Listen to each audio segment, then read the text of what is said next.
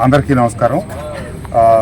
గత కొద్ది కాలంగా వీటీపీఎస్ బూడిదకి సంబంధించిన విషయంలో లారీ యాజమాన్యానికి టెండర్లు పిలిచిన వ్యవహారంలో కొంత స్తబ్దత ఏర్పడి లారీ ఓనర్స్ అందరూ సమ్మె చేయడం జరుగుతూ ఉంది.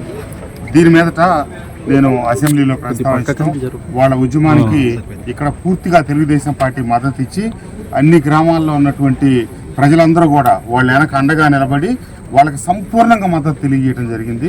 ఎందుకంటే వాళ్ళ న్యాయమైన డిమాండ్ కాబట్టి. సరే, దీని గురించి మంత్రి గారితో 10 దఫాలు చర్చలు జరపడం జరిగింది. నిన్న మళ్ళీ కూడా నేను కలిసి మాట్లాడటం జరిగింది. కాకపోతే ప్రభుత్వం స్పష్టంగా చెప్పింది ఏంటంటే ఇది విధానపరమైన నిర్ణయం. కేంద్ర ప్రభుత్వం అమ్మకాలకి చేయమని చెప్పి దీనికి ఆదేశించిన మీదట ఇదే కాదు, నెల్లూరులో ఉన్నది అట్లాగే కడపలో ఉన్నటువంటి థర్మల్ పవర్ స్టేషన్లో కూడా అతి త్వరలో మొదలెట్టి 2 వారాల్లోనూ 3 వారాల్లో అక్కడ కూడా టెండర్లు పిలిచి ఇదే రకంగా చేయబోతా ఉన్నాం. ఎట్టి పరిస్థితుల్లో టెండర్లు రద్దు చేయడం అనేది సాధ్యపడదనే విషయం తేల్చి చెప్పారు.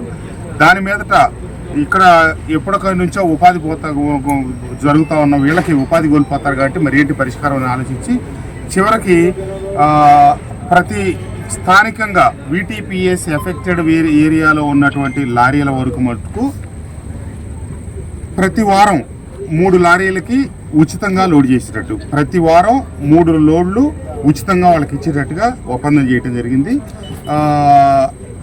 అది కంటిన్యూస్గా కొనసాగుతుంది. ఇక్కడ ఎవరైతే ఈ 7 ఎఫెక్టెడ్ గ్రామాలకు సంబంధించిన లారీలు ఉన్నాయో వాటన్నిటి లిస్టులు కూడా రేపటికల్లా మేము ఆ కాంట్రాక్టర్కి అందజేస్తాం. తప్పకుండా ఆ మేరకు ఇదవుతుంది. ఇంకా ఏమైనా చిన్న చిన్న సమస్యలు ఉంటే కనుక